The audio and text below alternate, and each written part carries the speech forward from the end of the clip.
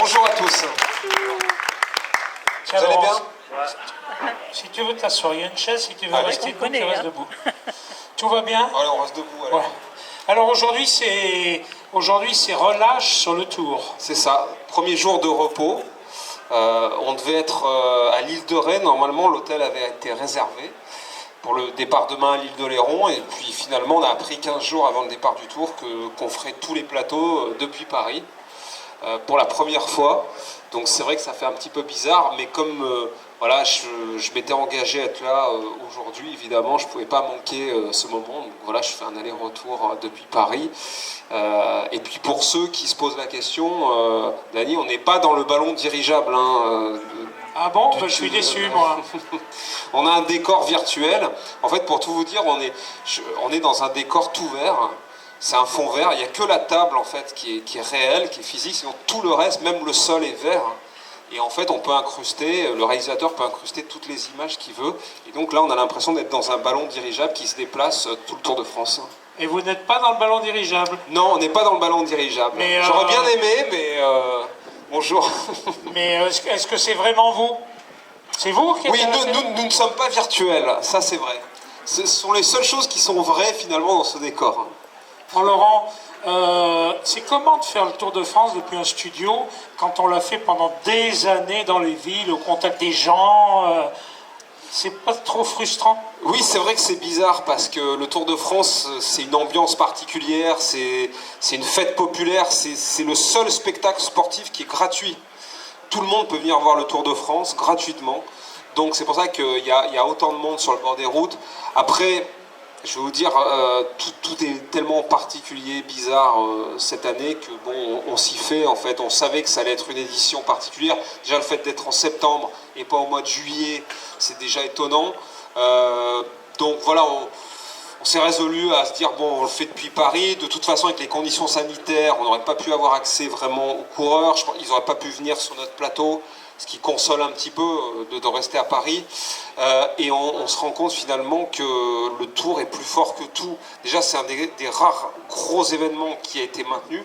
Parce que l'Euro de foot a été reporté, les Jeux Olympiques ont été reportés à l'année prochaine. Le Tour de France a résisté et a eu lieu. Et on se rend compte qu'il y a encore plus d'audience que l'année dernière. Ah oui, il y a plus de monde devant la télé. Encore plus de monde devant la télé. Et pourtant, l'année dernière, on avait fait déjà une année qui était exceptionnelle. Mais comment vous expliquez ça, puisque les gens travaillent en septembre? Alors, les gens travaillent. Alors bon, il y a tous ceux qui ne travaillent pas. Alors malheureusement ou heureusement, parce qu'ils ont fini, ils sont à la retraite. Mais bon, il y a tous ceux qui nous regardent, qui peuvent être devant la télé le jour. Mais il y en a qui nous regardent au bureau aussi. Beaucoup, mine de rien. Et je pense que le public a vraiment un besoin de voir autre chose que des masques, du Covid, tous ces débats interminables depuis 6 mois.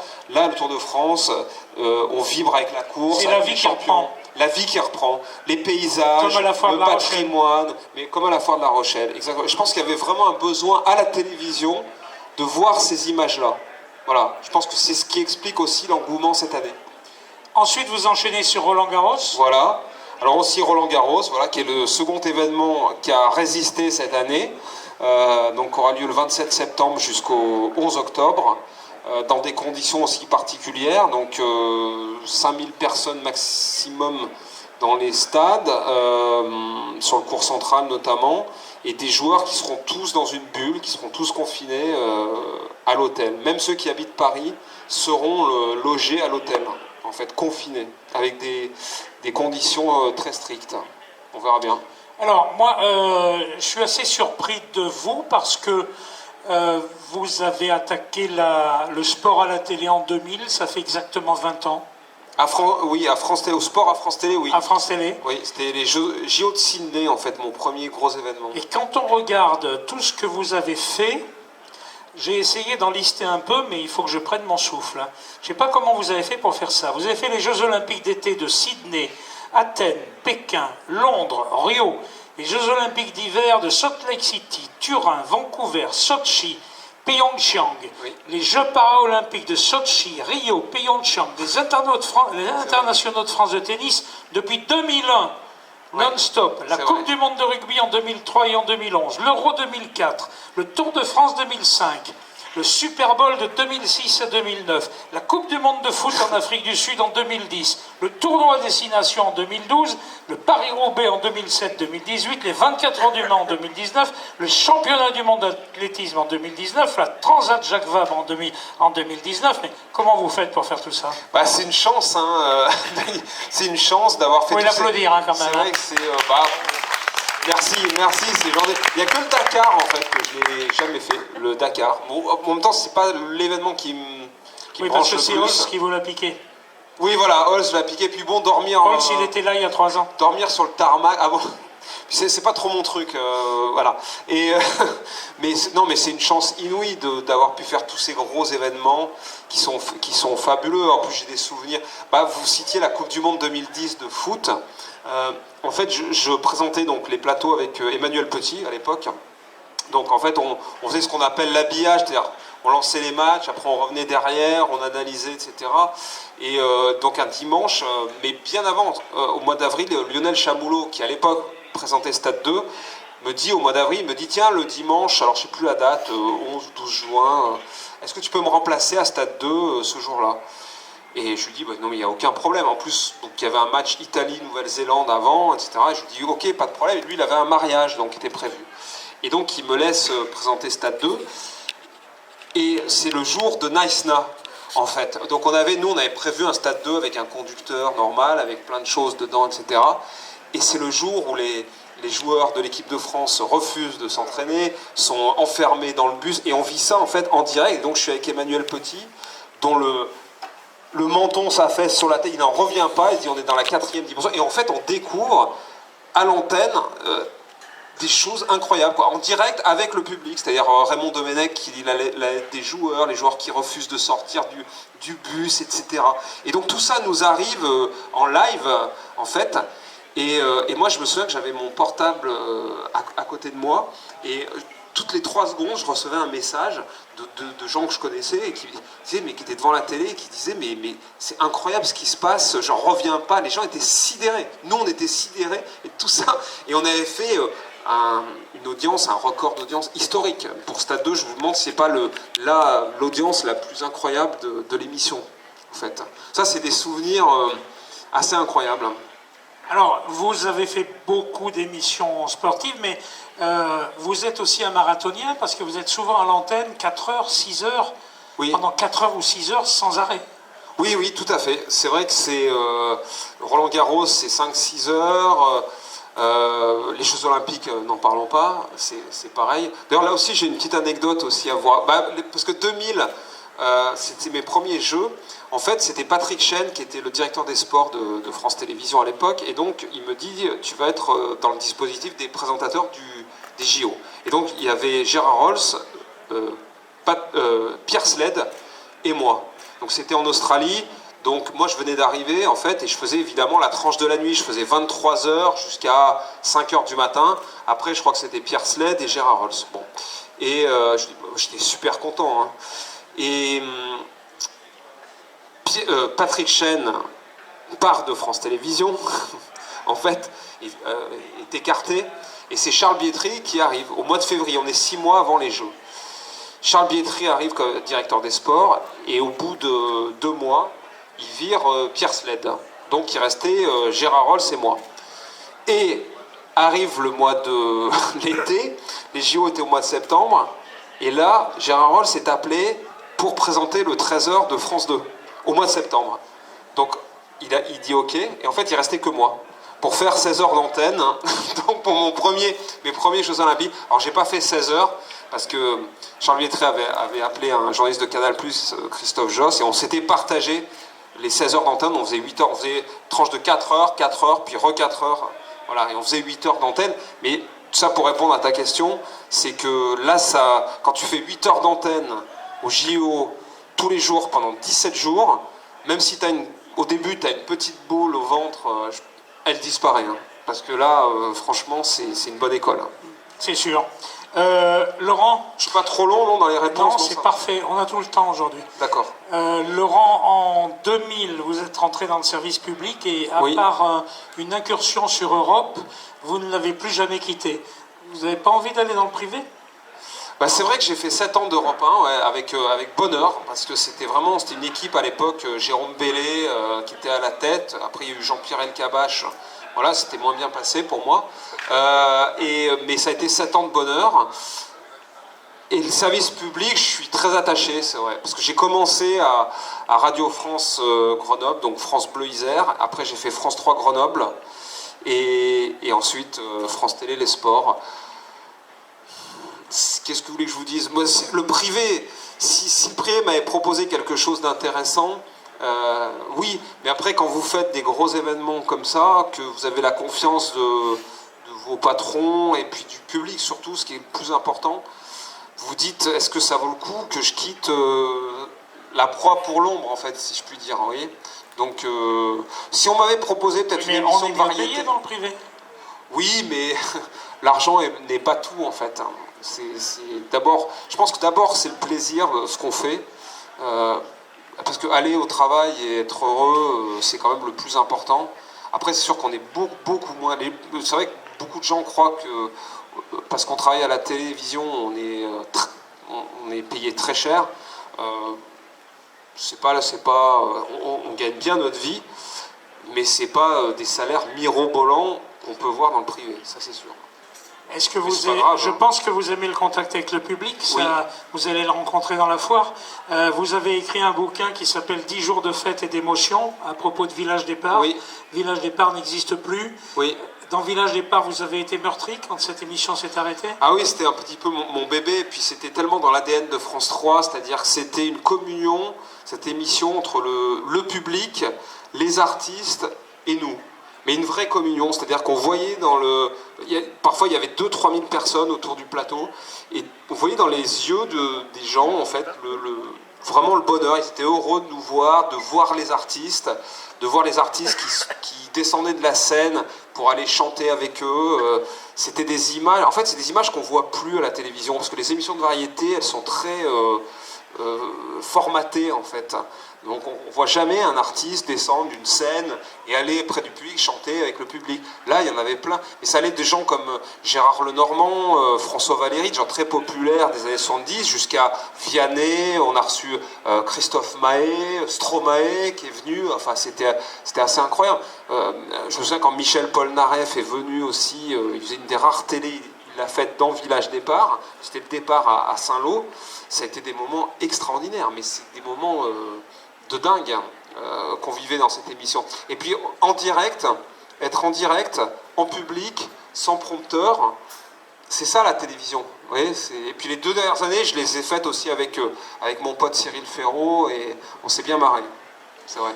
Merci Laurent. Je vais vous poser 2 questions, ensuite les gens pourront monter, prendre des photos et on ira sur la foire.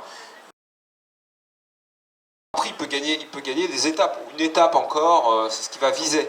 Bardet, il est 4e, sur une dynamique, il est en pleine forme. Je pense pas qu'il gagnera, mais il peut faire un podium, ce qui serait déjà bien. Puis il y a Guillaume Martin qui est 3e, là, un Français extrêmement prometteur, qui est quand même une belle surprise cette semaine. Il est juste dans une équipe où il n'a pas beaucoup de soutien, malheureusement. Mais il est bon en montagne, il est bon en altitude. Il peut créer une grosse surprise aussi. Donc c'est génial. Puis bon, on voit Bernal qui est 2e. Enfin voilà, il va y avoir une lutte formidable. Merci Laurent. Demain, le Tour est à La Rochelle. Et oui. vous êtes à La Rochelle aujourd'hui et demain, voilà. Vous serez à Paris. Exactement. Mais Franck Ferrand m'a dit que demain, ça allait être l'étape sur les 3 semaines la plus merveilleuse en termes de patrimoine, d'images, de paysages. Voilà, ça sera l'étape de Franck Ferrand. Donc je peux vous dire que la région va être mise à l'honneur. Merci Laurent. Laurent Luyat, bonjour. Bonjour. Nous avons le plaisir de vous accueillir à La Rochelle. Avec plaisir aussi pour moi. Alors aujourd'hui, j'ai 32 ans, enfin pas aujourd'hui, mais j'ai 32 ans. C'est la première fois pour moi que je vais recevoir le Tour de France dans ma région. Ouais. L'arrivée et le départ, vous imaginez bien le Rochelais que je suis, c'est un plaisir. J'imagine. Alors la première question, parce que je viens du milieu du rugby, est-ce que vous pensez que Grenoble va monter en top 14? Ah, bah déjà ils ont commencé par une victoire, alors donc c'est bien. Oui, je pense que cette année c'est la bonne. D'accord, donc voilà. Il y a Brive aussi hein, qui commence fort. Donc, non mais Grenoble c'est une ville aussi de rugby, c'est une ville de foot, mais c'est aussi une ville de rugby. Et je pense que la place de Grenoble, c'est le top 14. D'accord. Alors aujourd'hui, c'est repos pour les coureurs du Tour de France. Demain, il y a une belle étape qui est l'île d'Oléron, l'île de Ré. Ouais. Quels sont pour vous les favoris? Peter Sagan, est-ce qu'il a ses chances de gagner enfin? Alors effectivement, ça sera plus pour des rouleurs, pour des sprinteurs. Alors ce qui est sûr aussi, c'est que Franck Ferrand m'a dit, sur les 3 semaines, c'est l'étape reine en termes de patrimoine, de paysage. On va en prendre plein les yeux, on va se régaler. Donc déjà, je tiens à vous le dire, pour tous les habitants du coin, votre région va être mise à l'honneur et c'est normal parce que les paysages sont magnifiques. Après, Peter Sagan, ouais, ça serait bien, j'aime bien moi. Est-ce que vous avez des nouvelles de Thibaut Pinot qui malheureusement cette première semaine était difficile? Est-ce que vous pensez que dans 2 semaines, il sera chez lui à la planche des belles filles pour un contre-la-montre? Tout à fait. Est-ce qu'il pourra se montrer? C'est bizarre Pinot parce que il est complètement à la ramasse samedi et puis hier il nous a étonné, une réaction d'orgueil, on avait l'impression que ses problèmes avaient un peu disparu physiques, donc bon maintenant il sait qu'il a perdu le tour mais qu'il va pouvoir viser des victoires d'étape, enfin déjà une victoire d'étape. Je pense que c'est un garçon qui a de l'orgueil et je pense qu'il va tout faire pour en tous les cas. Voilà, maintenant il n'a plus de pression du tout de toute façon. Je vous remercie Laurent. Et merci à vous. Soyez le bienvenu à La Rochelle et puis passez une bonne foire expo. Avec grand plaisir. Merci. Merci à vous. Mesdames et messieurs, quel bonheur, quel plaisir d'être présent ici dans le département de la Charente-Maritime pour une 3e journée, nouvelle fois. Bonjour, bienvenue à tous les internautes qui nous retrouvent du monde entier. On va vivre encore une journée exceptionnelle en direction de Poitiers aujourd'hui. C'est la 11e étape du Tour de France, la 11e étape qui bien tient toutes ses promesses. Le vent est en train de se lever ici sur l'hippodrome du Haut-Rillon, l'un des hauts lieux de l'hippisme en France, ici à Châtelaillon-Plage qui accueille le Tour de France pour la toute première fois de son histoire. Hier, il y avait un sprint comptant pour le maillot vert ici à Châtelaillon en direction de l'île de Ré. C'était l'étape de légende, celle qui partait d'une île pour arriver dans une autre île. Ça n'était jamais arrivé en 106 éditions du Tour de France. C'est bien la 107e. L'édition 2020 a donc été cochée par le département de la Charente-Maritime pour accueillir cette étape. C'est l'échappée maritime, 3e journée ici dans ce beau département. Et direction, nous le disions, Poitiers où un certain Sean Kelly s'était imposé en 1978. C'est une cité qui a souvent couronné des sprinteurs. Et le dernier français à s'être imposé, c'était Jean-Pierre Danguillaume en 1971. Sean Kelly, l'Irlandais.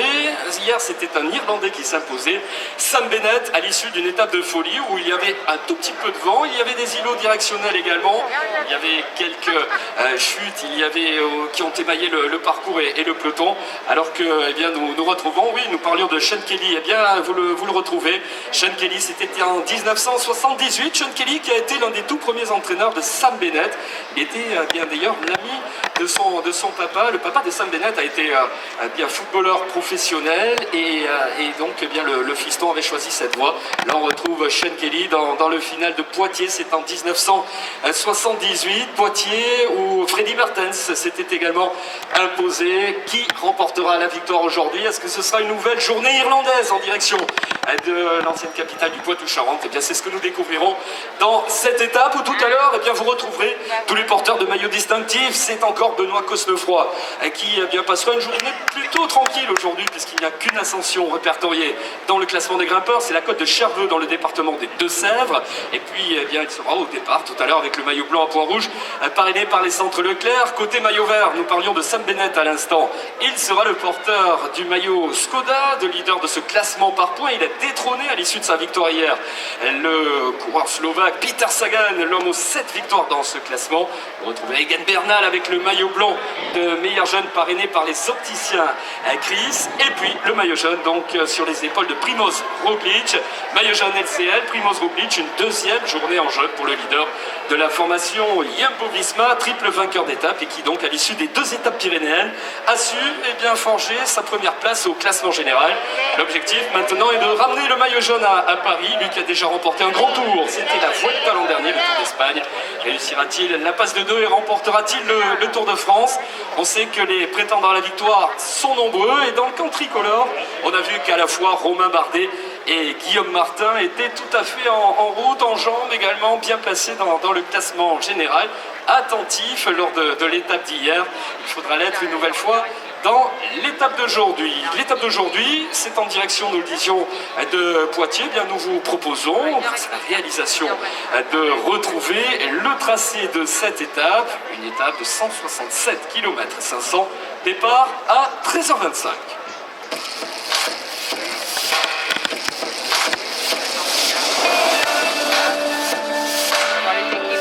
Châtelaillon-Plage, pour la première fois de son histoire, direction Poitiers, la traversée de l'Aunis, Croix-Chapeau, Aigrefeuille, Forges pour aborder ensuite la forêt de Benon. Nous irons direction le Marais, Poitevin, Sensé, Coulon. Ce sera magnifique, de belles images retransmises dans 190 pays dans le monde. La Côte de Charveux, nous en parlions à l'instant dans les Deux-Sèvres, sera l'unique difficulté répertoriée. Les grands agents pour le sprint comptant pour le maillot vert. Le passage à la Loge du Pin, puis à Saint-Mexan, l'école précédemment, où il y avait déjà eu l'arrivée du Tour, et puis Poitiers, avec bien une ligne droite finale de plus d'1 kilomètre, peut-être bien une nouvelle explication pour les sprinters. Il y en a déjà eu 5 lors de cette édition 2020 du Tour de France. Vous voyez le profil de cette étape, c'est quasiment bien le même que celui d'hier. Les 2 étapes les plus plates du Tour de France, eh bien c'est ici, mais ce sont des étapes dont on attend beaucoup en termes d'intensité, notamment. Il y avait de l'intensité, de la nervosité dans l'étape d'hier, une étape remportée par Sam Bennett. On peut revivre à ce final et la victoire du champion irlandais entre Île d'Oléron et Île de Ré. C'était une journée de folie hier, c'est le résumé de l'étape d'hier que nous vous proposons avec cette première victoire pour Sam Bennett. Officielle des coureurs. Pendant 1 heure, tous les champions du Tour de France, les héros de ce peloton international vont venir nous retrouver ici, sur le podium du Haut-Rillon, au sein de ce superbe hippodrome rénové à Châtelaillon-Plage. Et la première formation qui nous retrouve ce matin, c'est l'équipe Lotto Soudal. La formation Lotto Soudal, cette équipe belge qui a souvent brillé dans les sprints. Nous revoyons tout à l'heure notamment les images de Sean Kelly. On se souvient de Freddy Mertens également. Il y avait la première équipe de Tour en 1985. Et le premier coureur à nous retrouver sur la partie gauche pour moi et droite pour vous. Il nous vient d'Allemagne. Il avait remporté une très belle étape sur le Tour d'Italie. C'est Roger Kluge. À ses côtés, on va retrouver un homme venu de Belgique également. Il avait remporté le classement général de la Coupe de Belgique. C'est Jasper de Beust. Lui aussi a brillé dans son pays. Il était monté sur le podium des championnats nationaux de Belgique. C'est Frédéric Frison. Et dans cette formation, à l'extrême gauche pour vous, c'est le roi des barreaux, c'est le roi des échappées. Souvenez-vous cette étape de folie à Saint-Étienne qu'il avait remporté l'an dernier sur les routes du Tour d'Italie. C'était Ostelvio qui s'imposait, il avait terminé 4e du classement général. Et sur les routes du Tour de France, souvenez-vous l'étape du Ventoux qui s'achevait au Chalet Reynard. Il en était le vainqueur, mesdames et messieurs, c'est Thomas de Gent. Et dans cette équipe, il est arrivé sur les routes du Tour de France pour la première fois l'an dernier. Il n'avait qu'un rêve, s'imposer sur les Champs-Élysées. C'est ce qu'il réalisait, 2 victoires d'étape, puis ensuite l'avenue des Champs-Élysées le couronné. Il revient pour la 2e fois sur les routes du Tour cette année, en s'imposant au bout de la route Napoléon, sacré empereur de Sisteron cette année. 4 fois vainqueur d'étape, le champion australien du sprint, Caleb Ewan. Caleb Ewan, il faudra compter sur lui dans l'étape du jour, 2e de l'étape d'hier. Merci messieurs, Taxelot, bonne route en direction de Poitiers. Caleb Ewan et son vélo, on découvre en images.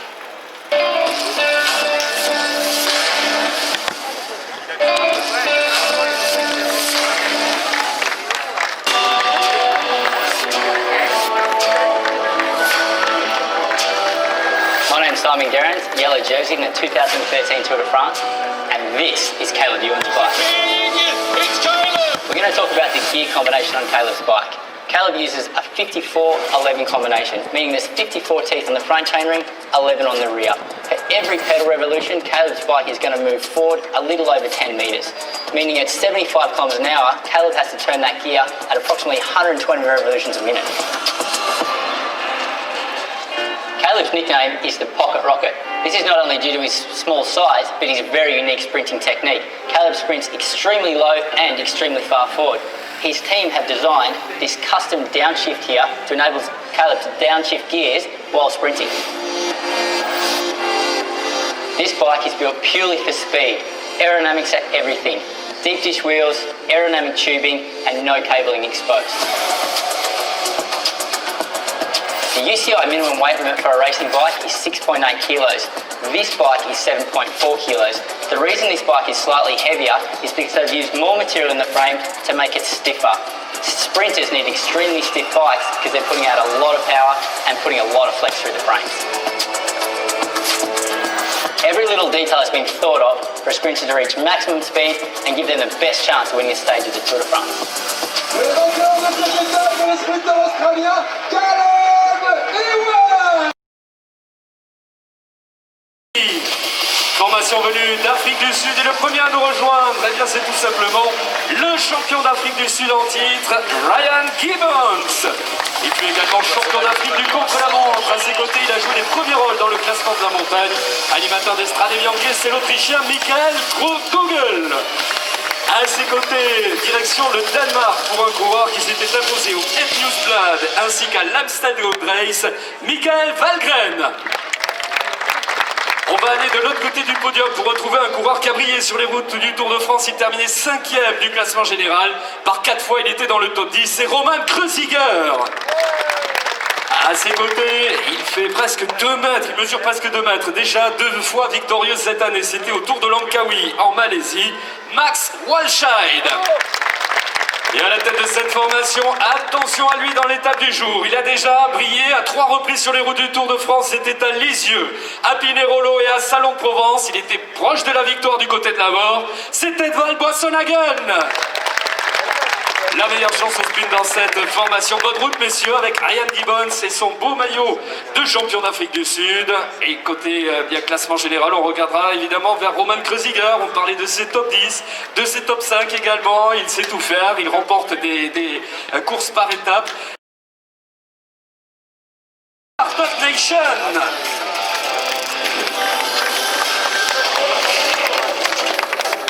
Oh, il est déterminé, le premier coureur à nous retrouver aujourd'hui pour cette formation. Ben, il a raison de l'être puisqu'il découvre le Tour de France. C'est l'unique représentant français de cette équipe. C'est un sprinter venu d'Alsace, vainqueur de la Coupe de France, déjà 2 top 10. On applaudit l'une des meilleures chances tricolores au sprint, Hugo Hofstetter. Tout le monde est en place du côté du peloton de cette formation Israel Startup Nation, avec notamment un coureur venu de Lettonie. Il avait brillé au Tour de Hongrie, c'est Christ Neylands. À ses côtés, le redoutable sprinter, vainqueur dans les 3 grands tours. Rendez-vous compte, sur les routes du Tour d'Espagne, il a remporté 4 étapes. Sur celle du Tour d'Italie, 7 étapes. Et sur les routes du Tour de France, il a remporté 11 étapes, dont 2 fois les Champs-Élysées. On le surnomme le gorille de Rostock, c'est André Greipel. À ses côtés, c'est le premier coureur israélien à disputer le Tour de France, Guy Nive. Lui a terminé 2e de Paris-Roubaix, 2e à Sisteron sur les routes de Paris-Nice, Nils Pollitt. Lui nous vient de Belgique, il avait remporté Binche-Chimay-Binche, c'est Tom Van Asbroek. Lui aussi est belge, il a brillé sur les routes du Tour de Lombardie dans le top 10 cette année de ce monument du cyclisme, ancien vainqueur du Tour d'Oman, c'est Ben Hermans. Et on a retrouvé Marc Chavet pour retrouver le leader de cette formation, mon cher Marc. Oui, absolument, Michel, à la tête de ce collectif Israel Startup Nation. Il représente l'Irlande, il a gagné 2 monuments du cyclisme, le Tour de Lombardie, il a gagné Liège-Bastogne-Liège, double vainqueur d'étape sur les routes du Tour de France, c'est Daniel Martin. Dan Martin, ancien champion d'Irlande sur route, qui a apprécié certainement avec une certaine délectation la victoire de son compatriote hier, Sam Bennett. Grâce aux caméras tourelles positionnées partout autour de ce podium. Et on nous suit partout dans le monde, aux États-Unis, l'Amérique du Sud, l'Australie, l'Asie bien évidemment. Ladies and gentlemen, from wherever you're watching around the world, we'd like to welcome you. Welcome to stage 11 of the 2020 edition of the Tour de France. It's great to have you with us.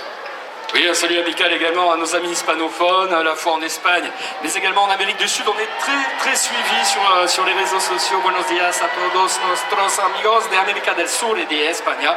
Vamos a disfrutar hasta la salida de esta etapa. Buenos días a todos y disfruten con nosotros.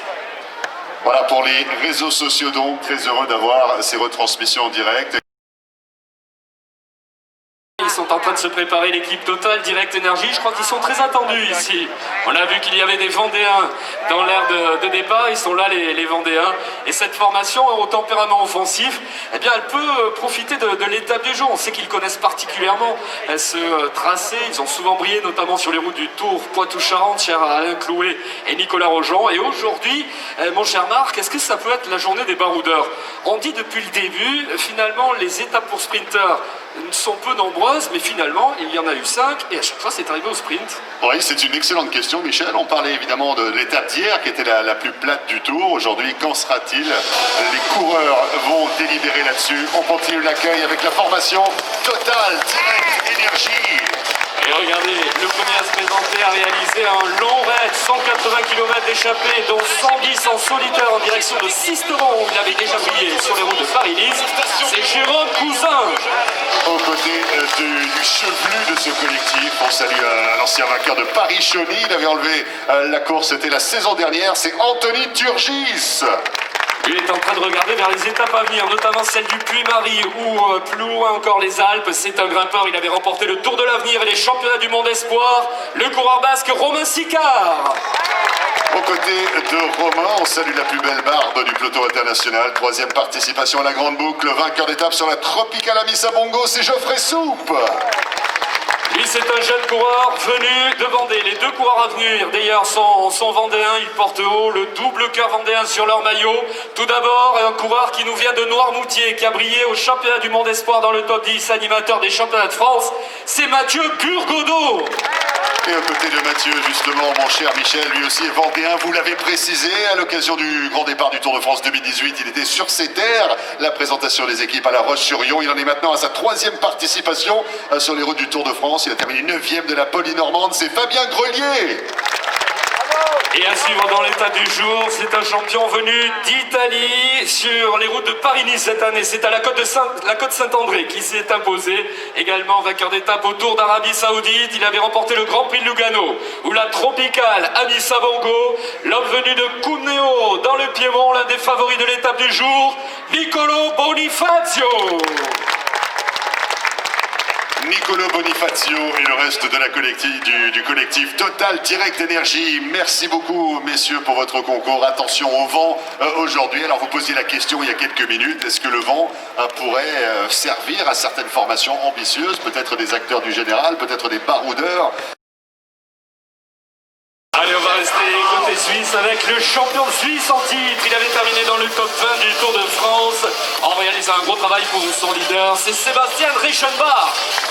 Aux côtés du champion national de Suisse sur route, on salue la présence d'un jeune coureur, il a 23 ans, 3e participation au Tour, lui qui a terminé 6e de Liège-Bastogne-Liège, vainqueur d'étape sur le Tour de Romandie, c'est David Godu.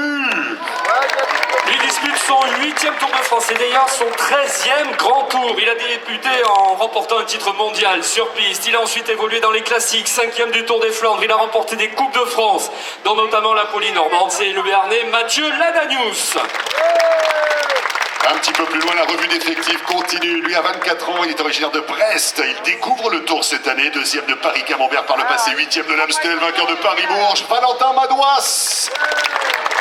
Il adore le mois de septembre. Il se souvient qu'il avait porté pendant 4 jours le maillot rouge de leader de la Vuelta. Il terminait dans les 15 premiers, ancien vainqueur d'étape à Vence, chez lui, sur les routes de Paris-Nice. C'est Rudy Mollard. Et mesdames et messieurs, à la tête de ce collectif Groupama FDJ, nous avons un coureur français, il a 30 ans, il en est à sa 8e participation sur les routes du Tour de France. Il a remporté un des monuments du cyclisme, le Tour de Lombardie. Il a gagné des étapes sur les 3 grands tours, dont 3 sur les routes du Tour de France, à Port-Entruy, à l'Alpe d'Huez et du côté du Tourmalet l'année dernière, 3e du classement général par le passé. L'accueil du public pour Thibaut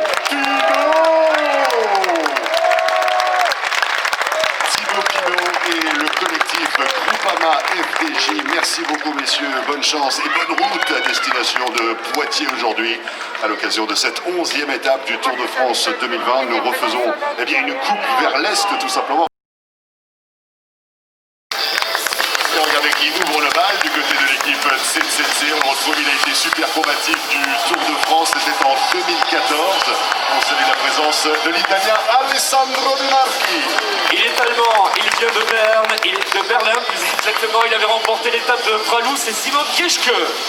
Aux côtés de Simone, lui a gagné des étapes sur les 3 grands tours. Mesdames et messieurs, il représente lui aussi l'Italie, c'est Matteo Trentin. Il avait terminé 3e du Tour d'Espagne. En 2017, remporté par Christopher Froome, vainqueur à fin haut et Mosson sur les routes du Tour, c'est Ilnur Zakarin. Aux côtés d'Ilnur, on salue un coureur allemand de 27 ans qui découvre le Tour de France cette année, 8e du Tour de Norvège, 4e du Tour des Fjords, c'est Jonas Korch. On va retrouver les deux coureurs à votre droite avec tout d'abord un homme venu de République tchèque, vainqueur du Tour d'Autriche, c'est Jan Hirt. À ses côtés, il nous vient de Suisse, il a été le premier animateur du Tour de France cette année, il a remporté le premier prix en Targas de la combativité, c'est Michael Scher.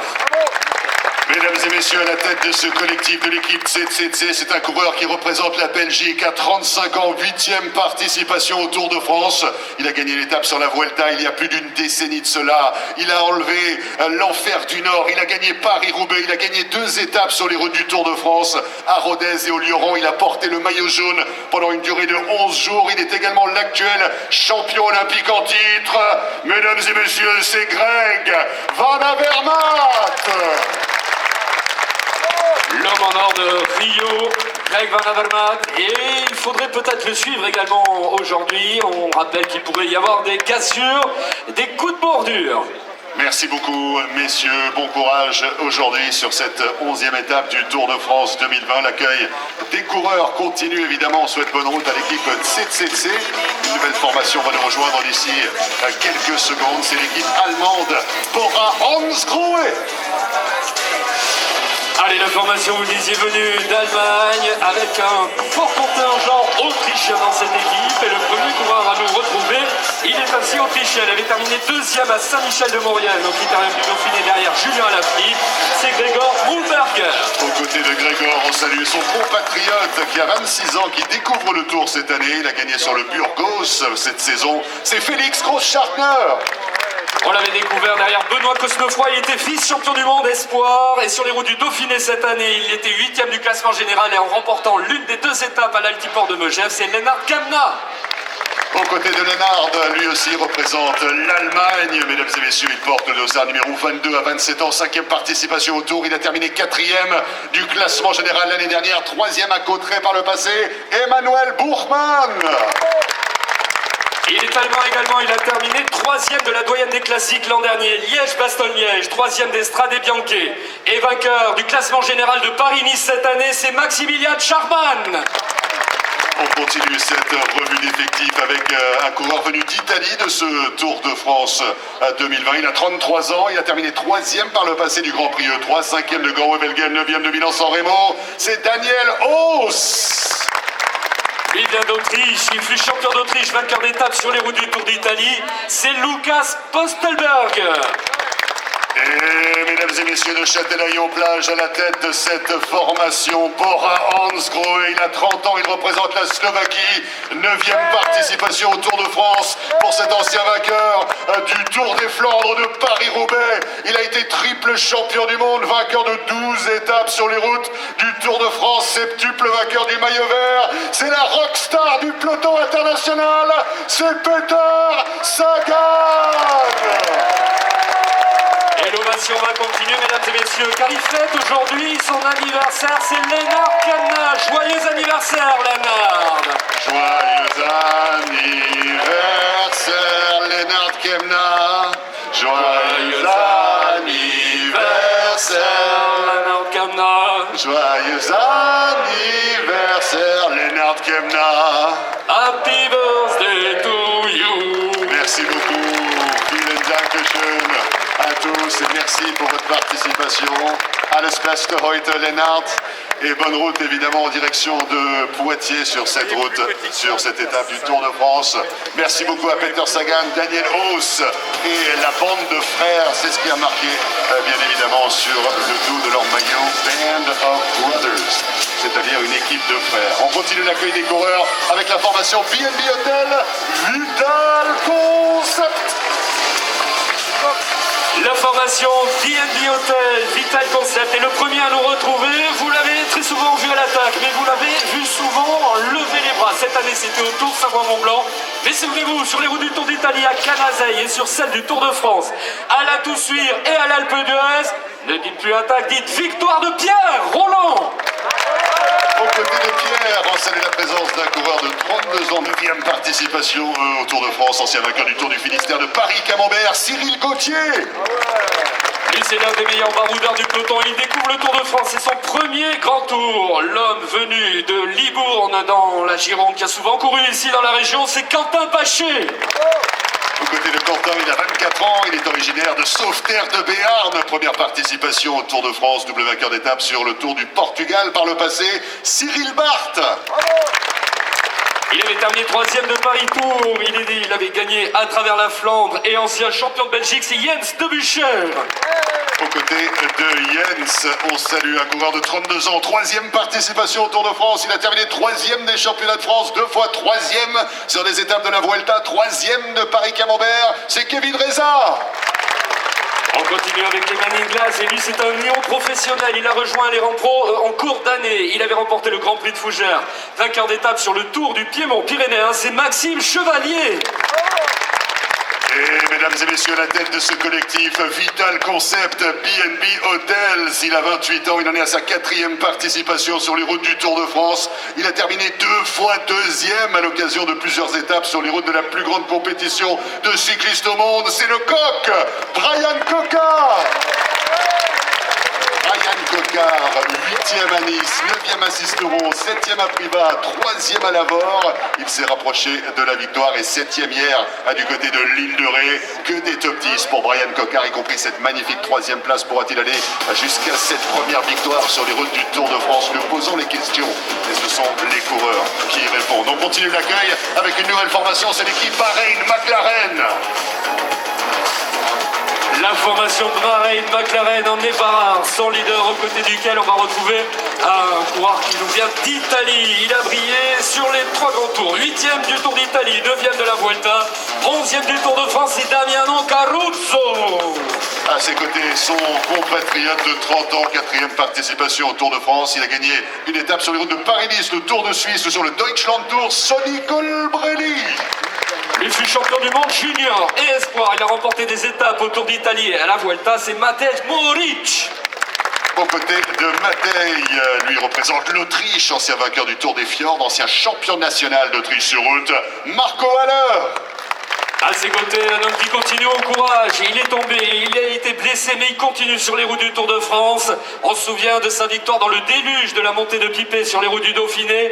Il a remporté la doyenne des classiques, c'est Walter Pouls. Aux côtés de Walter, à l'extrémité droite du podium, c'est un double vainqueur d'étape sur les routes du Giro d'Italia. Il avait gagné l'étape de La Rosière, Espace San Bernardo, également sur les routes du Critérium du Dauphiné. C'est l'Espagnol Pello Bilbao.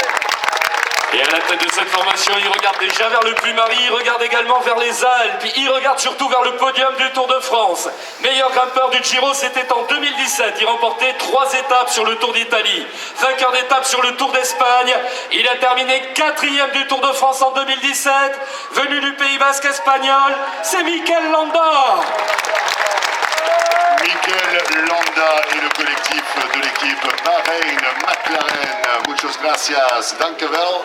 Grazie mille et bonne route effectivement aujourd'hui sur cette 11e étape du Tour de France 2020 à destination de Poitiers, départ fictif 13h25. Les coureurs continuent d'arriver, Michel. Et quel plaisir comme ça de côtoyer l'élite mondiale du cyclisme avec une nouvelle équipe qui nous retrouve. Voici la formation Sunweb. Une formation qui était à l'œuvre dans le final de l'étape d'hier. Le premier coureur à nous retrouver a brillé notamment sur les routes du Dauphiné. C'était au Teil, Niklas Hart. Aux côtés de Nikias, on salue la présence d'un coureur originaire de Copenhague qui devra attendre un an de plus avant d'avoir le grand départ à Copenhague au Danemark. Il a terminé 5e les 4 jours de Dunkerque, vainqueur d'étape sur le Tour du Danemark. C'est Casper Pedersen. Il dispute son premier Tour de France, c'est d'ailleurs son premier grand tour. Il fut champion du monde de cyclocross dans les rangs espoirs, venu des Pays-Bas, Joris Nieuwenhuis. On continue cette revue d'effectifs. Un coureur qui vient de Suisse à 21 ans. Il a été deuxième de la deuxième étape, celle qui s'est conclue dans la localité de Nice. Troisième de la Classica San Sebastian. Il fait forte impression sur les routes du Tour de France 2020. C'est Marc Hirschi. Vous parliez de podium, lui a déjà connu des podiums sur le Tour de France cette année, notamment lors de l'étape inaugurale à Nice. Hier, on a vu tout le collectif à son service. C'est peut-être son jour aujourd'hui. Kees Bol. Aux côtés de Kiss, nous retrouvons un autre coureur originaire du Danemark. Il a 26 ans, troisième participation au Tour de France. Il a remporté une étape à Saint-Amand-Montrond sur les routes de Paris-Nice cette année, sur le Tour de Suisse également. Il a remporté Paris-Tour en 2018, Søren Kragh Andersen. Hier, il était heureux de retrouver l'île d'Oléron où il passait ses vacances avec ses grands-parents. L'étape a été compliquée pour lui, blessé, on a vu les images sur les réseaux sociaux, mais il continue. Au courage, Nicolas Roche. Et à la tête de ce collectif, Sunweb, mesdames et messieurs, il nous vient de Gand, Belgique. Quatrième participation sur les routes du Tour de France pour ce coureur qui a fait une place de cinquième sur les routes du Tour des Flandres, qui a gagné l'Estrade Bianche, qui a gagné à Apt sur les routes de Paris-Nice, deuxième du général, Tish Benoît. Toute l'information Sunweb, merci messieurs, bonne route en direction de Poitiers. On a vu bien que l'organisation était optimale dans le final de l'étape d'hier. On sait qu'il y aura forcément un plan en ce qui concerne cette formation pour mener au plus haut Kees Bol, le sprinter maison. Ça va aller Nicolas ? Ça va, on voit que les tatouages sont un peu touchés, mais en tous les cas, il va continuer cette étape. Il a le sourire, l'Irlandais Nicolas Roche. Ah, il y en a d'autres qui vont poursuivre l'aventure également, ces coureurs qui le retrouvent sur le podium officiel. C'est la formation Astana Pro Team. La formation Astana, le premier coureur à nous retrouver, eh bien, a fait l'inverse de ce qu'ont fait de nombreux Charentes-Maritimes de l'ONIS qui avaient traversé l'Atlantique en direction de la belle province. Lui a fait le chemin inverse. Le Québécois Hugo Hull sur le Tour à Châtelaillon. Aux côtés d'Hugo, on salue la présence de ce coureur qui représente l'Espagne à 30 ans, vainqueur de l'étape de Mende sur les routes du Tour de France. Il a gagné à Bagno di Romagna sur le Giro d'Italia. C'est Omar Fraile. Il est colombien, il a été formé à Medellín. On se souvient qu'il avait été l'un des grands animateurs du Mont Ventoux dénivelé Challenge. Il a été révélé par le Tour de l'Avenir où il remportait une belle étape dans les Alpes. Harold Tejada. La revue d'effectifs continue à 36 ans, 10e participation pour ce rôle, cet homme d'expérience, quadruple vainqueur d'étape sur les routes du Tour de France. Il a gagné le classement général de Paris-Nice. Il porte actuellement le maillot de champion national d'Espagne, Luis León Sánchez. Lui aussi fut champion d'Espagne. Il a remporté une étape sur le Tour d'Italie. Il a terminé 3e et 4e de Paris-Nice. Gorka Izaguirre. Aux côtés de Gorka, c'est son frère que nous retrouvons. Il a 31 ans. Il a remporté l'étape de Morzine sur le Tour de France en 2016. Il a gagné sur les routes du Tour d'Italie également. C'est Jon Izaguirre. Il était heureux de retrouver la Charente-Maritime puisqu'il fêtait son anniversaire lors de la journée de repos. Il a surtout sur le Tour de France cette année fêté sa plus belle journée. C'était en direction du Montégoal où il s'imposait Alexei Lutsenko.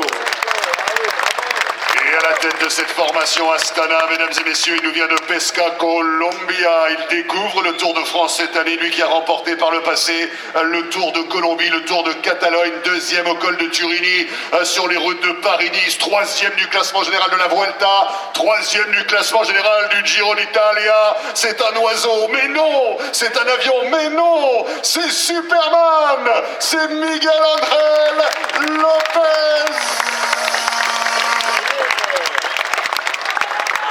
Miguel Ángel Superman Lopez à la tête de cette formation. Bonne route pour l'équipe Astana. Et là aussi, on joue les premiers rôles en ce qui concerne le classement général pour le leader colombien qui rêve de monter sur le podium du Tour de France. Allez, on va continuer l'accueil tout de suite avec une nouvelle équipe. C'est l'équipe UAE. La victoire pour Fabio Aru, le champion d'Italie.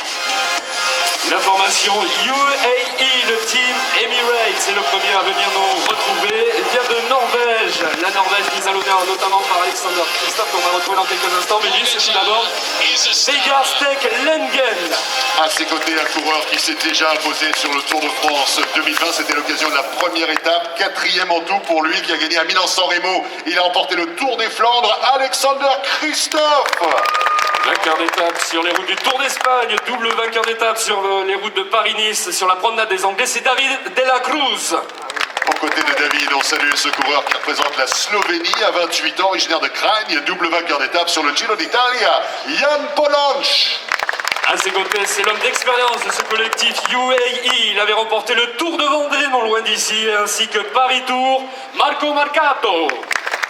Et mesdames et messieurs, à la tête de ce collectif UAE Team Emirates, il représente la Slovénie à 21 ans, triple vainqueur d'étape sur les routes de la Vuelta. Il a terminé 3e du classement général, vainqueur d'étape sur les routes du Tour de France, Tadej Pogačar. Tadej Pogačar, qui est également rappeur à ses heures perdues sur les réseaux sociaux pour retrouver ses vidéos. Alors il rappe en slovène, ça promet. Il faut absolument aller voir cette vidéo. Merci beaucoup messieurs. Thank you very much. Grazie mille. Et bonne route à destination de Poitiers aujourd'hui. Oui, Tadej Pogačar à 44 secondes, le coureur donc venu de Slovénie. On continue avec l'équipe australienne Mitchelton Scott. La formation Mitchelton Scott nous retrouve maintenant. Une formation où l'on a vu Agnès porter le maillot jaune en début de Tour de France. Lui nous vient du Danemark, on le surnomme le Joker, c'est Christopher Juliansen. Et on continue cette revue d'effectifs. Lui, il nous vient de Slovénie, également à 32 ans. Il découvre le Tour de France cette année, vainqueur d'étape sur le Giro d'Italia. C'est Luka Mezgec. 10e de l'étape d'hier sur l'île de Ré. Lui a été le premier coureur du continent africain à porter le maillot jaune. Vainqueur d'étape à Brioude, Daryl Impey. Il a remporté un monument du cyclisme par le passé, ce jeune Colombien. Il a remporté le Tour de Lombardie, mesdames et messieurs. Oh, on le salue, il a 30 ans, originaire de Bogota. 2e participation au Tour. Double vainqueur d'étape sur la Vuelta. Triple vainqueur d'étape sur le Giro, dont il terminait 2e du général. Johan Esteban Chavez. Et aussi, espagnol, il est espagnol. Il nous vient du Pays Basque, plus précisément. Meilleur grimpeur du Tour d'Italie. Vainqueur sur les routes du Dauphiné à Megève, Mikel Nieve. La Nouvelle-Zélande représentée avec ce coureur de 35 ans, 6e participation. Il a gagné sur le Tour de l'Utah, l'Heraldson Tour ou encore le Tour de Grande-Bretagne. C'est Jack Bauer. Et à la tête de cette formation, il a porté le maillot jaune sur les routes du Tour de France cette année, ancien vainqueur de la Classica San-Sébastien.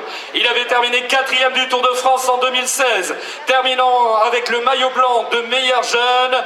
Maillot jaune sur les routes du Tour cette année, Adam Yates. Adam Yates et tout le collectif de l'équipe Mitchelton Scott. Merci beaucoup messieurs, thank you very much gentlemen et bonne route. Évidemment la localité de Poitiers qui accueillera le peloton international d'ici quelques heures. Nouvelle formation qui nous retrouve, une nous quitte, une nous retrouve, c'est l'équipe Arkea Samsic. Ah, les Bretons de la formation Arkea Samsic ici sur ce super hippodrome du Haut-Millon à Châtellerault-Plage, premier coureur à nous retrouver. Il est lyonnais, il sera dans quelques jours chez lui. Ancien vainqueur du Tour de la Communauté de Madrid, c'est Clément Russo.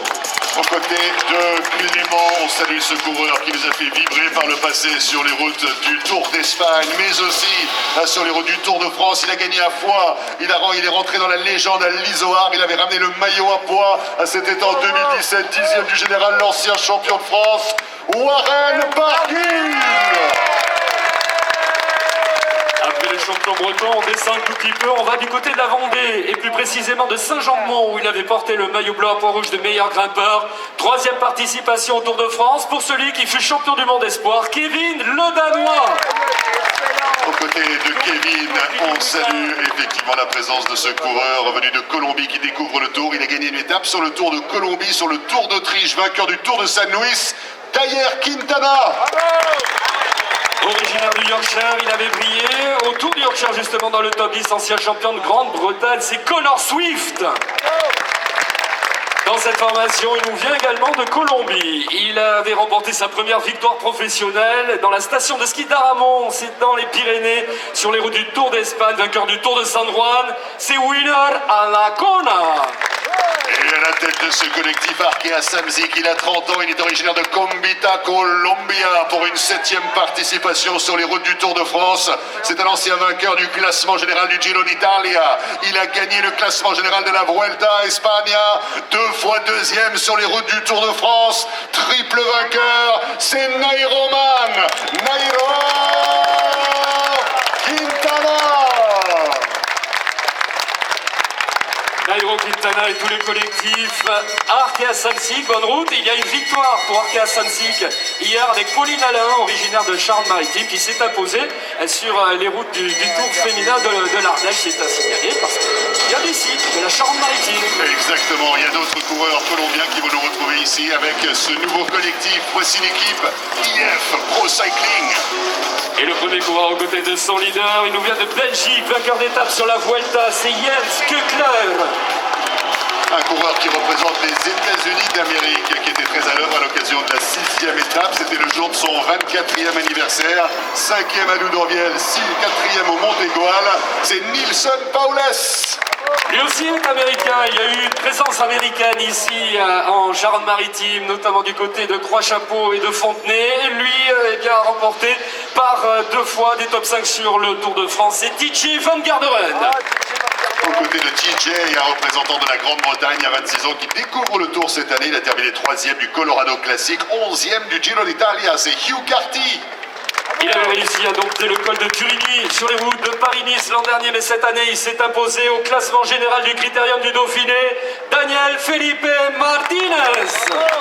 Aux côtés de Daniel Felipe Martinez, lui représente l'Italie, mesdames et messieurs. Il a terminé 3e du Tour de Pologne. Il a remporté le Tour des Flandres. Alberto Bettiol.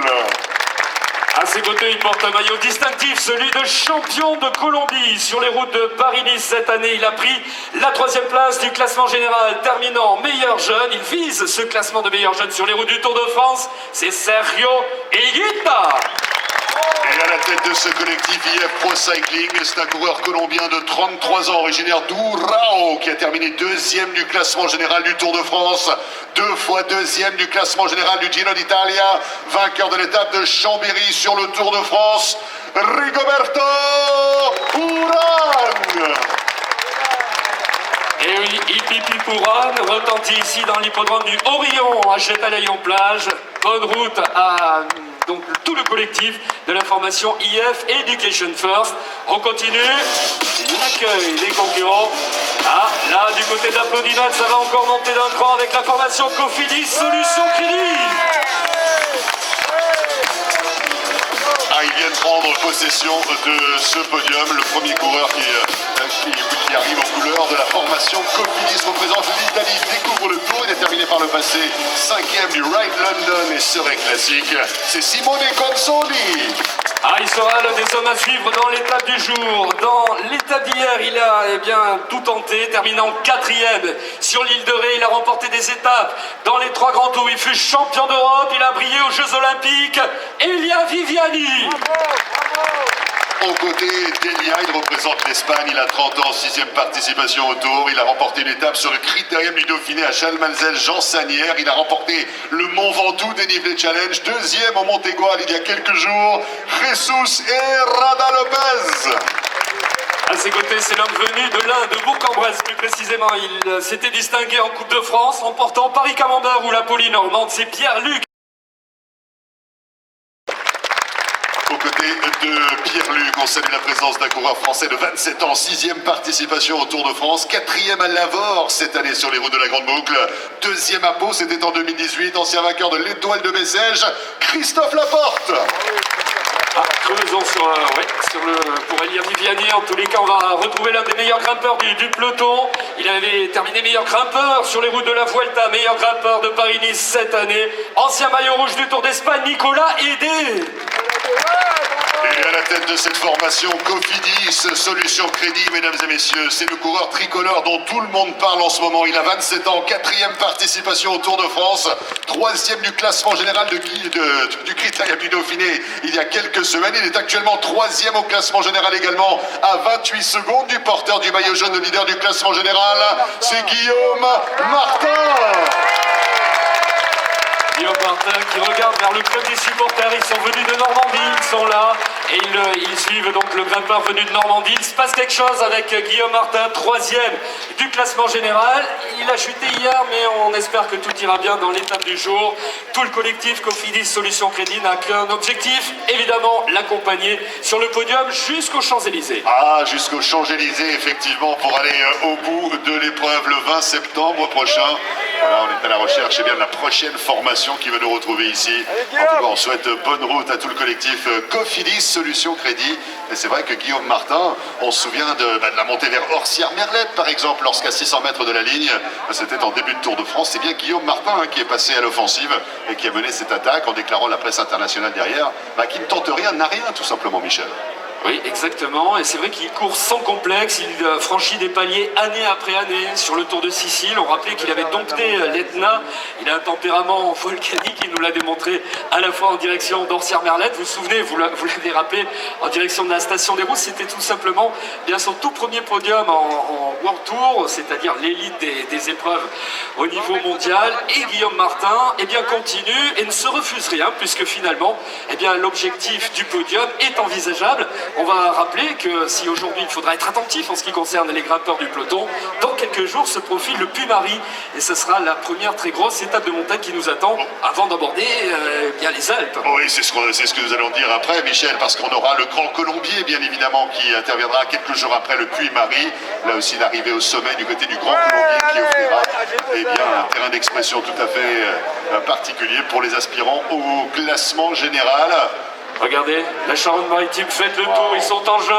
Nous les retrouvons dans l'hippodrome. Ce sont les jeunes ici des écoles de Châtelaillon. Ils sont tous en jaune, ils fêtent le tour avec le département de la Charente-Maritime où il fait bon vivre, où on est heureux d'être venu sur le Tour de France. On va rappeler qu'il fallait revenir à 1999, un départ de Jonzac, qu'il y avait eu en 1993, Marraine sur la carte du Tour de France. Un court passage du côté de Montendre en 2003. Mais cette année 2020, c'était l'année pour la Charente-Maritime, cette échappée maritime. 3 journées, la journée de repos dont vous avez bien profité, mon cher Marc Chavet, nous le savons.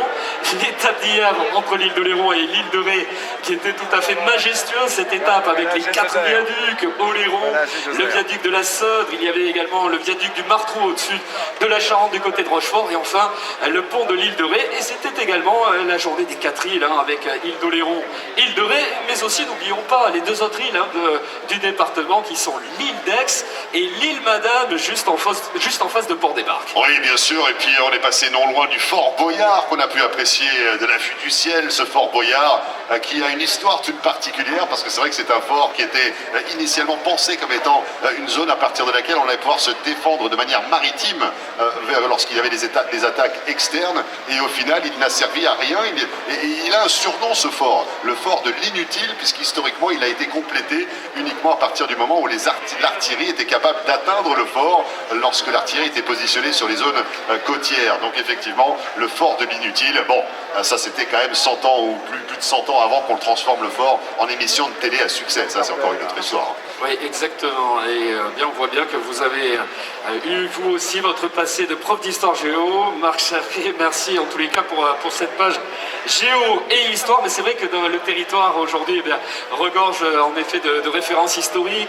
On peut apprécier également la réplique de l'Hermione. Vous savez, cette régate qui avait été conduite par Lafayette en direction des États-Unis au XVIIIe siècle pour soutenir les insurgés américains. C'est une terre d'histoire, la Charente-Maritime. On parlait des bases de l'OTAN qui ont été installées ici après-guerre. Il y a toujours eu une présence américaine, une amitié entre la France et l'Amérique qui s'est nouée ici dans le département de la Charente-Maritime avec bien sûr La Rochelle et le port de la Palisse, mon cher Marc. Vous ne seriez pas du département à tout hasard, Michel? Allez, je vais être un peu chauvin, je veux dire que oui. Allez, on va accueillir une nouvelle équipe, mesdames et messieurs. Voici la formation Movistar. Venue du soleil espagnol, la formation Movistar, c'est cette équipe héritière de la Reynolds de Pedro Delgado ou de la Banesto de Miguel Indurain. Le premier coureur à nous retrouver, à briller sur les routes de Paris-Nice où il remportait le classement général, vainqueur également du Tour de l'Avenir, le Catalan Marc Soler. Aux côtés de Marc, lui représente l'Italie, il a gagné sur les routes de la Vuelta, sur les routes du Giro d'Italia, c'est Dario Cataldo. On va prendre la direction du Portugal avec l'un des spécialistes du contre-la-montre. Il a remporté 5 titres nationaux. 3e à la Caverne du Pont d'Arc, c'était sur un chrono du Tour de France remporté par Tom Dumoulin devant Christopher Froome. Nelson Oliveira. Aux côtés de Nelson, il représente l'Espagne à 25 ans. Il a remporté l'étape sur le Tour du Pays Basque. Il a gagné l'étape d'Andorre sur les routes de la Vuelta où il terminait 2e du classement général en 2018. Enric Mas. Il sera papa pour la 3e fois dans quelques semaines. Il a voulu fêter ça par avance sur les routes du Tour de France, terminant 3e de l'étape de Loudanviel, Carlos Verona. On continue cette revue d'effectifs. C'est un coureur de 35 ans, 8e participation au Tour de France. Il a été champion national d'Espagne sur route à 2 reprises. Il a gagné des étapes sur le Tour du Pays Basque, le Tour de Catalogne. C'est José Joaquín Rojas. Lui, c'est le plus flahut de tous les Espagnols, originaire de Pampelune, comme Miguel Indurain. Il était entré dans le top 10 à la fois de Paris-Roubaix et du Tour des Flandres. Imanol Erviti. À la tête de ce collectif Movistar, mesdames et messieurs, il a 40 ans, il en est à sa 13e participation sur les routes du Tour de France, lui qui a enlevé par le passé 4 victoires d'étape. Il a terminé 2 fois 2e du classement général, il a terminé 3e du classement général. Ancien vainqueur de la Vuelta, c'est le prince des Ardennes. Il a remporté Liège-Bastogne-Liège à 4 reprises. Ancien champion d'Espagne, ancien champion du monde, Alejandro Valverde. L'invincible puncher espagnol Imbatido. Merci, suerte, bonne chance, bonne route en direction de Poitiers, tout le collectif. Donc Movistar.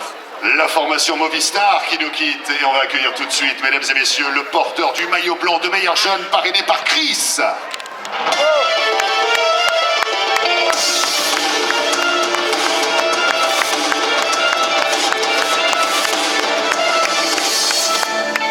Messieurs, le porteur du maillot blanc de meilleur jeune parrainé par Chris n'est autre que le vainqueur sortant du Tour de France 2019, le Colombien Egan Bernal. Egan Bernal porte donc le maillot blanc de meilleur jeune parrainé par la marque Chris. On invite le reste du collectif de la formation Ineos Grenadier à nous retrouver sur scène. Nouvelle coupe de cheveux, les mêmes ambitions pour Egan Bernal à ses côtés, l'un des meilleurs rouleurs du peloton, quadruple champion d'Espagne du chrono, Jonathan Castroviejo. Aux côtés de Jonathan, lui porte les Israël champion du monde. Il l'a été à l'occasion de l'année 2014. Il est polonais. Il a gagné l'Amstel Gold Race et la Classicissima Milan-San Remo. C'est Michał Kwiatkowski.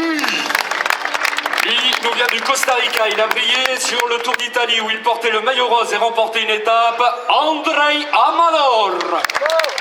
La revue d'effectifs continue et passe par la case Pays de Galles. Il nous vient de Cardiff. Il a fait des top 10 sur le Tour des Flandres et sur Paris-Roubaix. C'est Luke Rowe. Lui a 27 ans, il découvre le Tour de France, déjà victorieux. À une reprise cette année, c'était sur les routes du Tour de Pologne. Il est surtout le tenant du titre en ce qui concerne le classement général du Tour d'Italie. Venu donc d'Amérique centrale, lui aussi, d'Équateur plus particulièrement, c'est Richard Carapaz.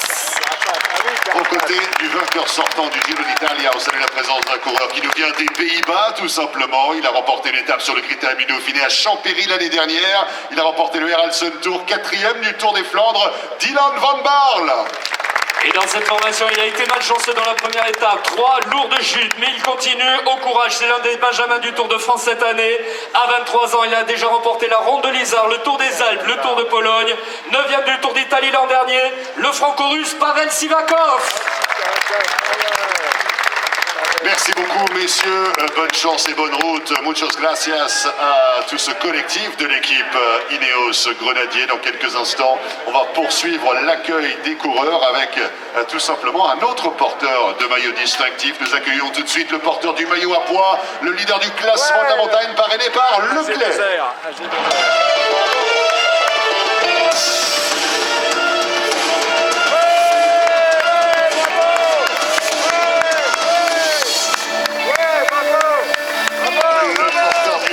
Le leader du classement de la montagne, parrainé par Leclerc, c'est l'homme de Cherbourg, c'est Benoît Cosnefroy. Benoît Cosnefroy, toujours leader donc dans cette catégorie pour la formation qu'on va inviter tout de suite. L'équipage est 2R, la mondiale. Allez, aux côtés du meilleur grimpeur qui n'aura aujourd'hui qu'à dompter la côte de Charbleux, du côté du département des Deux-Sèvres. On va retrouver tout ce collectif, emmené notamment par un homme qui découvre le Tour de France cette année. Il y a déjà un top 10, triple champion de France de cyclocross, c'est Clément Venturini.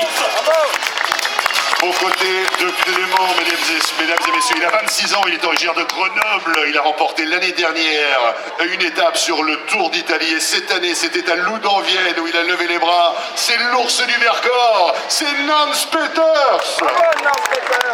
Il a déjà levé les bras sur les routes du Tour de France. C'était à Mur de Bretagne, venu du VTT où il fut champion du monde par équipe. Alexis Villarmeau. Un coureur qui nous vient de Belgique, qui fêtera son anniversaire un petit peu plus tard sur cette édition du Tour de France. Il a 29 ans, il est originaire d'Ostende, 5e participation au Tour.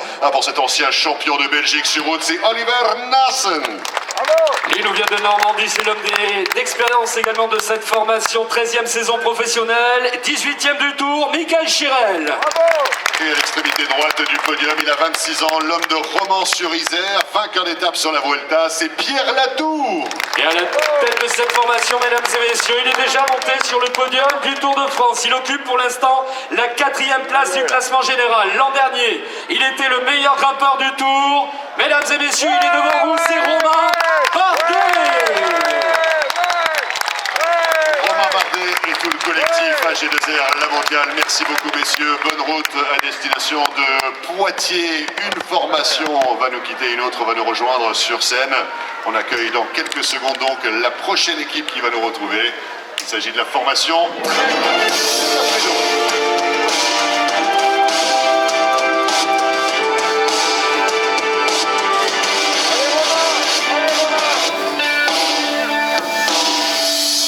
La formation Trek Segafredo qui nous retrouve et qui est leader du classement par équipe parrainé par Named Sport. Vous avez vu le rideau se baisser effectivement. La formation Trek Segafredo qui compte en ses rangs un Belge de 29 ans, 3e participation donc au Tour de France pour lui. Il a terminé 6e à Sisteron, c'est Edward Tuns. Oui, à ses côtés, il est en train de prendre place. C'est l'unique représentant tricolore de cette formation. Il avait su dompter l'Angliru sur les routes du Tour d'Espagne. C'est Kenny Elissonde. Lui porte un maillot distinctif, mesdames et messieurs. C'est le maillot arc-en-ciel. Il découvre le Tour de France cette année, 2e à Nice, 5e hier du côté de l'île de Ré. Il est le champion du monde, Mads Pedersen. À ses côtés, il a terminé 6e et 7e du Tour, vainqueur en pion envolé, Bauke Mollema. Du côté de Bauke, il représente la Belgique, c'est Jasper Stuyven. 3e du Tour de l'avenir pour le Danemark, c'est Niklas Egg. Et la Lettonie représentée par ce coureur, c'est Toms Skojensch. Et lui a par 2 fois remporté la course au soleil Paris-Nice. Il a terminé 5e du Tour de France, c'est Richie Porte. La formation Trek Segafredo, leader du classement par équipe, parrainé par Named Sport. Merci beaucoup, messieurs. Bonne route en direction de Poitiers, donc. Le classement par équipe parrainé par Named Sport. On retrouve tous les jours la formation qui est leader de cette catégorie, en tous les cas à l'issue de l'étape de la veille. On va accueillir le porteur désormais du maillot vert, le leader du classement par points, parrainé par Skoda.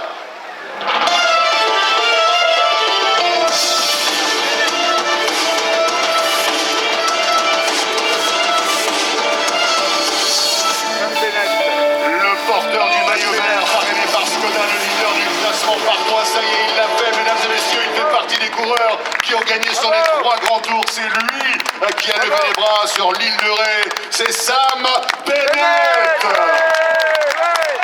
Sam Bennett qui rentre dans ce club très fermé. On accueille le reste de l'équipe de Koenig Quick Step. Oui, mais tout d'abord, on va le féliciter pour l'étape d'hier. Vainqueur de l'étape de l'île de Ré, parrainé par Continental.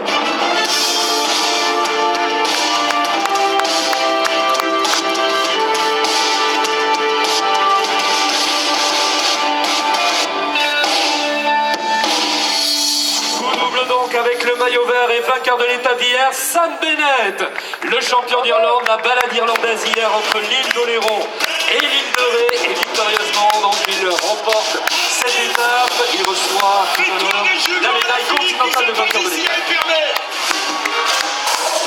Et le reste de la formation de Kulik Quick-Step le retrouve. Lui nous vient de Clermont-Ferrand, mesdames et messieurs. Il est le champion national du contre-la-montre individuel, vainqueur d'étape sur la Vuelta. C'est Rémi Cavagna. Il a brillé au Tour de Belgique, au Tour de Wallonie, c'est Dries de Venens. Aux côtés de Dries, son compatriote, le roule toujours, Tim de Klerk. Lui, luxembourgeois, il a remporté la doyenne des classiques Liège-Bastogne-Liège, c'est Bob Jungels. Et à ses côtés, il porte un maillot distinctif, celui de champion national du Danemark sur route, deuxième du Tour des Flandres, vainqueur de Kurn-Bruxelles-Kurn, Kasper Asgreen. Lui aussi fut champion du Danemark, il fut champion du monde sur piste, c'est Mikael Morkov. Et à l'extrémité droite du podium, si vous le regardez d'en face, mesdames et messieurs, il a 28 ans, quatrième participation au Tour de France pour ce double vainqueur de la Flèche Wallonne, vainqueur de Milan-San Remo. Il a levé les bras sur les routes de la Vuelta, il a gagné 5 étapes sur les routes du Tour de France, il a porté le maillot jaune pendant 17 jours, pendant 17 jours, effectivement, c'est le D'Artagnan du peloton international, c'est Julien Alaphilippe. Alaphilippe qui a porté le maillot jaune cette année sur les routes du Tour, vainqueur de l'étape de l'arrière-pays niçois. Bonne route, messieurs, et peut-être un nouveau succès pour Sam Bennett, qui se souvient que Shane Kelly avait remporté une étape à Poitiers. C'était en 1978. Ça ne nous rajeunit pas, mon cher Marc Chavet, vous étiez à peine né à l'époque, et donc pourquoi pas retrouver une nouvelle fois un Irlandais victorieux du côté de la Vienne, Julien Alaphilippe, et toute la formation de Kulik Quick-Step. Exactement, très bonne remarque. On va pouvoir continuer l'accueil des coureurs d'ici quelques secondes.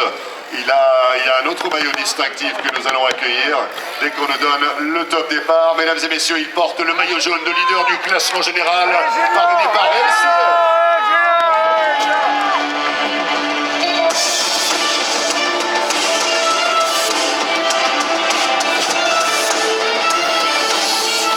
Mesdames et messieurs, le porteur du maillot jaune de leader du classement général parrainé par c'est Primoz Roglic. Une nouvelle journée en jaune ici en Charente-Maritime pour Primoz Roglic, triple vainqueur d'étape sur le Tour. Donc une fois cette année en direction de Corsières-Merlin, tout le collectif rempli d'étoiles vient nous retrouver pour la formation Jumbo-Visma. Allez, on ouvre le bal justement avec un coureur qui s'est imposé à 2 reprises sur le Tour de France 2020. Il nous vient de Belgique, deuxième participation, 3 victoires d'étape au total pour ce vainqueur des Strade Bianche de Milan-San Remo. C'est Wout van Aert. Non loin d'ici, sa première grande victoire dans les rangs amateurs, c'était le Tour de Gironde. Il a ensuite remporté les championnats de Norvège, c'est Amund Grøndal Jansen. À ses côtés, lui nous vient des Pays-Bas, il a 34 ans, vainqueur d'étape sur les routes de la Vuelta du côté de Lobisk, c'est Robert Ressink. Lui continue au courage, il a chuté lourdement, mais il continue son rêve sur les routes du Tour de France. D'ailleurs, il y a une très belle page sur lui dans votre quotidien préféré, l'équipe. Il nous vient de Nouvelle-Zélande, vainqueur cette année du Tour du Piémont. Deuxième du Tour de Lombardie, c'est George Bennett. Aux côtés de George, direction les États-Unis d'Amérique avec ce coureur de 25 ans qui découvre le Tour de France, vainqueur d'étape sur la Vuelta, c'est Sepp Kuss. Lui a remporté 3 étapes sur les routes du Tour, à Saint-Pé-sur-Nivelle-Espelette, Vallon-Pont d'Arc, Andorre-Arcalis. Il a surtout terminé deuxième du Tour de France en 2018. Il a remporté le Tour d'Italie, il fut champion du monde du chrono et vice-champion olympique, Tom Dumoulin. Et aux côtés de Tom, à l'extrémité droite du podium, un quintuple vainqueur d'étape sur les routes du Tour de France. Il a porté le maillot jaune, il a été 4 fois champion du monde du contre-la-montre individuel. C'est der Panzerwagen, c'est Tony Martin. Merci beaucoup messieurs, Dankeschön, Dankevel, et bonne route au collectif de l'équipe Jumbo-Visma, évidemment qui va essayer de protéger ce maillot jaune de leader.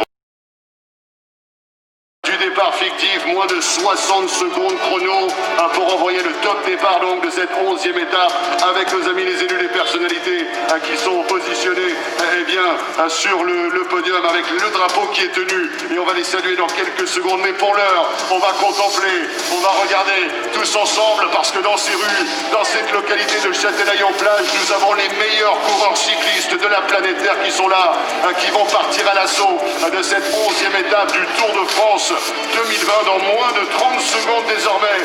On compte sur vous comme vous avez fait tout au long de la présentation matinale pour faire un maximum de bruit, pour leur donner du carburant, leur donner de l'énergie sur leur premier coup de pédale. Et évidemment, on va pouvoir les envelopper de tout notre amour. Mesdames et messieurs, dans 10, 9, 8, 7, 6, 5, 4, 3, 2, 1, c'est parti!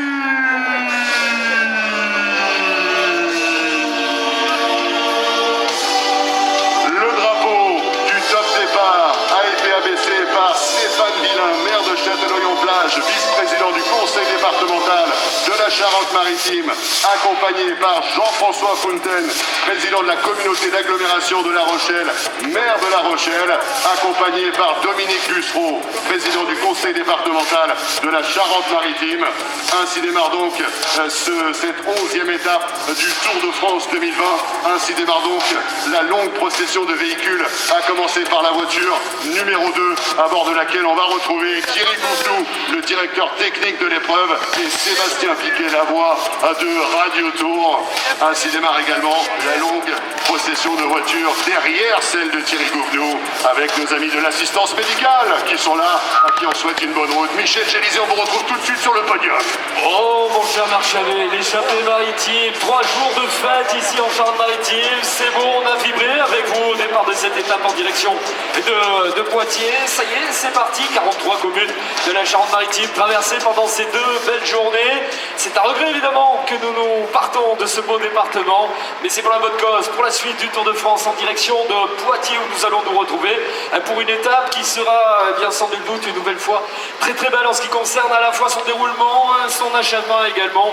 Est-ce que les sprinteurs auront le dernier mot aujourd'hui? En tous les cas, on va revivre alors que derrière nous se trouve le Fun Park qui reste ouvert ici à Châtellerault-Plage. On va redécouvrir le tracé de l'étape du jour, Châtellerault-Plage, Poitiers.